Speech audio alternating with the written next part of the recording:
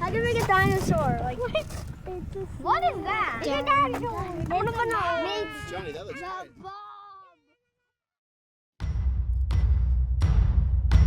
One, two, three, four. Dinosaur, dinosaur. I know a really hungry dinosaur. Dinosaur, dinosaur. I know a really hungry dinosaur. 5, 6, 7, 8 for dinner time. He's never late. 9, 10, 11, 12 at Christmas time. He feasts on elves. 13, 14, 15, 16. Once he ate my soccer team. 17, 18, 19, 20. He ate my piggy bank and all my money. Why you laughing? It ain't that funny. You'll be crying when you got no money. Dinosaur, dinosaur. I know a really hungry dinosaur. Dinosaur, dinosaur.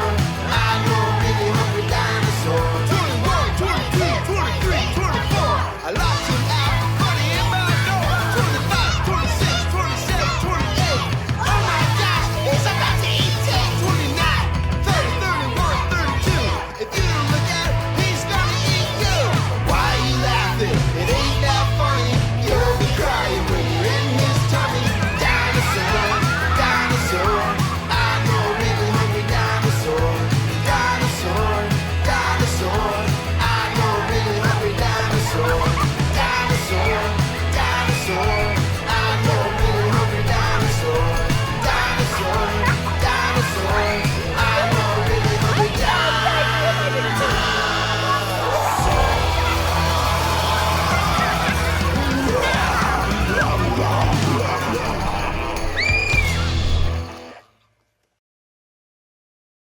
So in kindergarten, Mark was doing a class about like creativity. I think Connor said dinosaurs, and then he said they're always hungry. And then Mark had the idea for hungry dinosaur, and that's how we made it. What's interesting though is that we didn't, when we were writing that song, we weren't planning on making a music video at the time. It wasn't until the next year when someone in the admin, the secretary for the school, had a dinosaur costume for Halloween. Do you remember Tashika? Oh yeah. That's her Halloween costume. And I remember seeing it and be like, you know what, that might come in handy. If you don't want it, I'll take it. And she gave it to me, and then a couple of years later, we turned it into a music video. My favorite part was being chased by Mark. You mean by the hungry dinosaur? Yeah.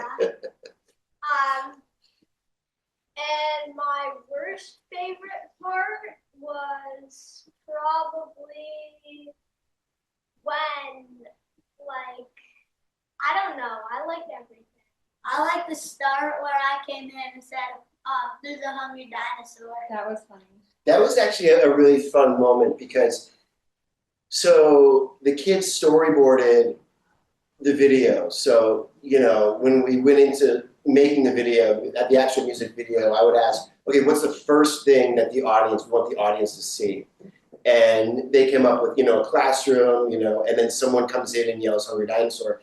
So who's gonna do that? And for each part, we kind of had like mini auditions, and people were coming in for doing that original part, and then George did it, and pretty much the whole class was like, yeah, you know what, we should let George do that original part. You crushed it. Yeah. So he said when Tate gets eaten, when we're in the music studio and our friend Tate is, doing the control, and the dinosaur comes into the music studio and eats Tate. And I just want to give a shout out to the Music Center, and especially Floyd, who recorded all of our vocals. And when we weren't there as a class, Floyd and I would put down the instrumentation and actually, the music, and then they came in and they recorded their vocals professionally. I think that's going to be an experience and a memory that they'll have forever. Yeah, Not to mention just having the music video itself. I know it's really fun now, and I've told them this before, but in 10 years, in 20 years, maybe even in 30 years, when they have kids going to the new school and they show them this video, that's when projects like this really show their value. Yeah, my favorite part was probably singing into the mics at the studio. I really felt like I was free. And the funny clip of the guy shaking his head into the microphone was definitely me. Yeah, we actually brought the costume. We have the costume here. If anybody wants to put it on. Red, if you can, walk to the back there. I mean, the whole dinosaur costume. Yeah, walk over there. All right. It feels really good to be. A lot of times, videos like this, in my experience, kind of get made and then buried, and then nobody sees them, except for the people that made it. And of course, we all love it because we're in it and we wrote the song. But to get recognized, it just feels validating. It just feels like, okay, we did something, you know, yeah, it was good. You know, it wasn't just us thinking it's good because we made it, but like other people in all of New York State and all of New England voted for this. So it feels validating, and I'm just really proud of this crew.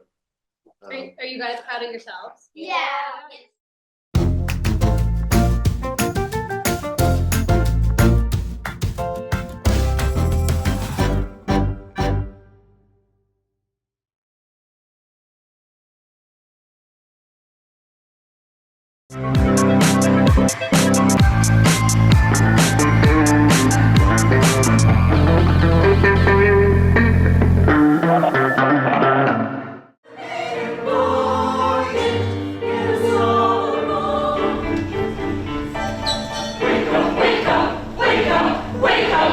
Sure, if we don't get up to the lifeboats. There's gotta be another way, all right? I've never seen no other way.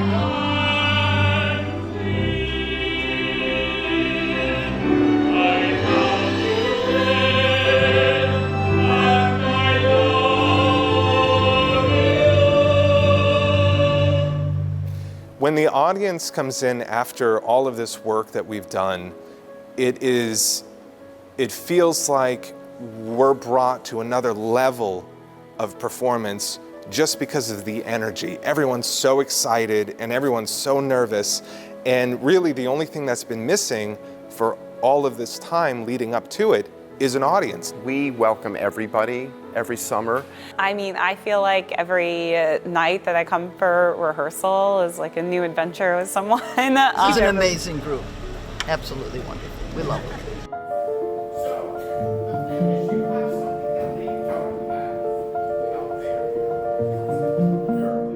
So I wouldn't call us a community theater. We're somewhere in the middle of a regional, professional, amateur community. So there's a lot of great talent. So we end up having a mix of professionals, semi-professionals, and amateurs. We welcome everybody every summer, so anybody that wants to be involved can be.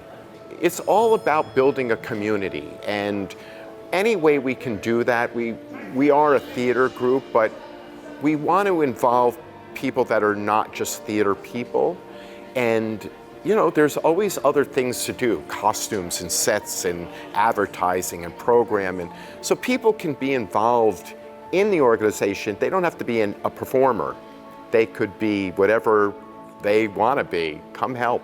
I love how communal On the Isles theater group is. Everybody from the community really gets together and they put together this performance, and it really, you know, it draws in a lot of different people from a lot of different walks of life and creates this really colorful experience that I just don't think you find in any run-of-the-mill theater group. It's such a vibrant space the week that On the Isle is really in here. It's a very special experience.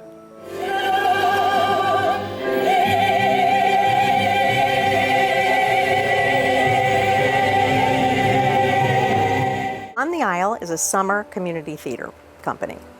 And it started out, though, when a group of characters, a band of characters, came from New York City at the turn of the century.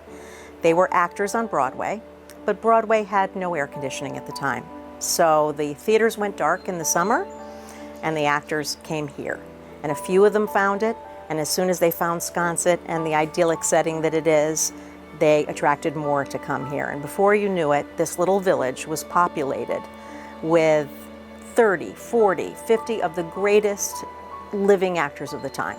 They needed things to do, like performing with each other. And this house happens to be one of the homes of one of the original Actors Colony members. I think the most important thing about On the Isle is that we are trying very hard to preserve the cultural heritage of Sconset. And the cultural heritage is the living legacy of the Sconset Actors Colony, which is what we really believe we are. We are that living heritage.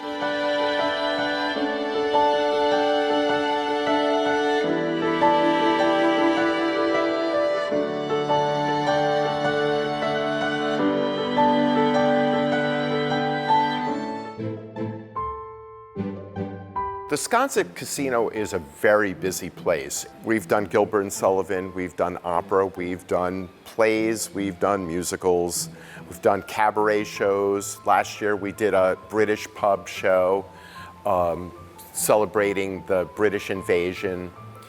We've done a lot of original material. We've done things out in the streets of Sconset. We did Music Man some years ago where we had multiple locations so the audience followed the show. The great thing about OTI board is they let me do whatever I want, and sometimes it's all experimental. We did a silent movie one year, which was based on a 1919 silent movie that was filmed in Sconset called Sinners. We like to surprise our audience every summer and do something just new and different.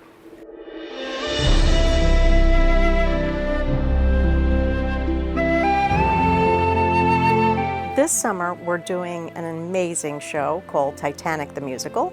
It was the Tony Award winner in 1997, written by Maury Yeston. When the Titanic was having its horrible moment and sinking in the sea, the first distress signal that hit the United States came here to Sconset, to the new Marconi station on Main Street here in Sconset. So there is also a historic tie with this musical to the village of Sconset. I was young and shy, detached and sad. Spent my days indoors, a homebound lad. Hardly spoke, few friends, I kept myself to myself. My name is Andrew Cromartie, and this summer I'm playing the part of Harold Bride, the wireless operator of the Marconi International Marine Radio, Telegraphy, and Signals Communications Company Limited in Titanic.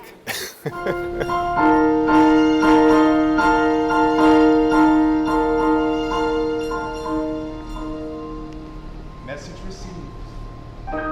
The theatrical experience is so crucial to be able to engage with fellow community members. Throughout my life, theater has been something for me where I can form new relationships. In fact, that's how I met my wife. And if I hadn't done theater, we wouldn't be together. So.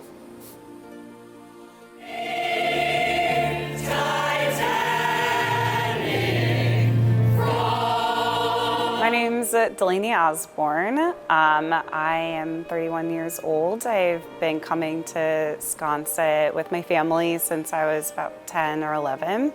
And I've been doing On the Isle productions in some manner since I was about 12. And I've done everything. I've been an actor, I've been a producer, I've been a stage manager. I play a maid with the second class passengers, so a stewardess to the second class. Her name was Alice Pritchard, and she actually did survive the sinking of the Titanic, I've discovered.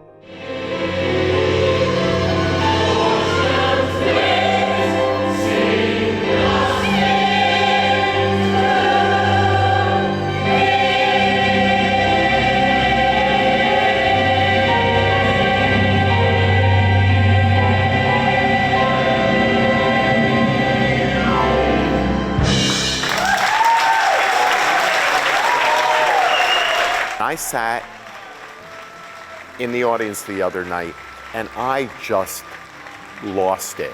I mean, it was so touching because you just think about these people's bravery, and this music was so beautiful and so touching. And I think it's pretty amazing that we can do something that can not only bring people together, but maybe move people, and maybe for a moment bring people together in a touching way.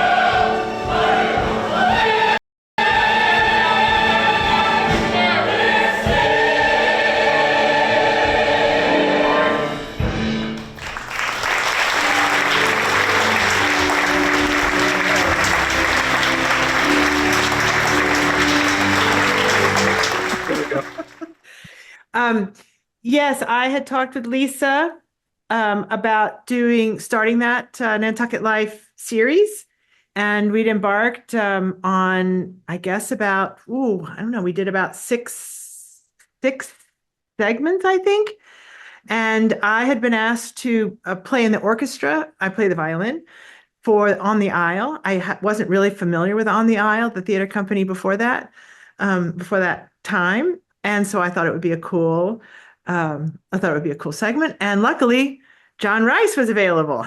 And I've known Dan Driscoll for a while, and he obviously is one of the board members and the producers of a bunch of the Nantucket Life. I mean, I showed up for a rehearsal and it was like, wow, look at this close-knit community. And the interviews that John did, we just heard how meaningful the involvement year after year after year for families and individuals, how meaningful it was for everyone involved, and they kept coming back. Yeah, like we work with the Historical Association and the fine book that they had that profiled the history of the artist colony, and it was, I mean, it's pretty special to think of a community theater that's been going on for over 100 years, and the fact that discovering things like, which I never knew, that Broadway closed in the late 1890s because they had no air conditioning, and many of the actors decamped to Nantucket. And maybe a big reason is because they could still do their little theater thing in Sconset, and they were responsible for raising the money to build the casino so that they would have a place to do their work and their summer theater. And so obviously, the casinos evolved into a club and things like that, but it started off that way. It really made us think about community and people coming together to do these sort of old-fashioned things, like going to the theater, sitting in the audience. I was, looking at the piece again this morning and just watching that audience, those people, coming who are either there for a short time in the summer or who are there for the whole summer, entering that theater to see friends, to just enjoy a night of theater. And it's really a wonderful thing. Nantucket is such a unique visual experience. So people who haven't been there are quite fascinated by it. The continuity of the year after year, the hometownness. I think On the Isle comes across as such a hometown sort of thing, community theater, but it's with these really talented performers from around the country who come together, or islanders who, work at the Stop and Shop or in the cast and the crew. So maybe there's just an authenticity that these Nantucket Life episodes have. Ultimately, what makes these segments great are the people who direct it and write it and shoot it, do the audio, find the stock footage, do the research. It's a team effort for the whole staff there. Frank Shad as well, really helping facilitate it in a great way, scheduling it. No, I'm really glad that they get the recognition on Nantucket Cable TV. They run a really good, and they have. I've been on my cable advisory board here in where I live in Hingham, and I've been involved with cable TV for a long time. I mean, I knew George Stoney, who was considered the father of community television. So I've seen a lot of it over the years, and a lot of it is dreck. I mean, to be honest, it can be pretty rough. But I think what Nantucket does, and it's not just this award. I mean, they're winning the local awards, the regional awards all the time. And I've been a judge on those awards, so I've seen a lot of different examples, and their stuff is just a cut above.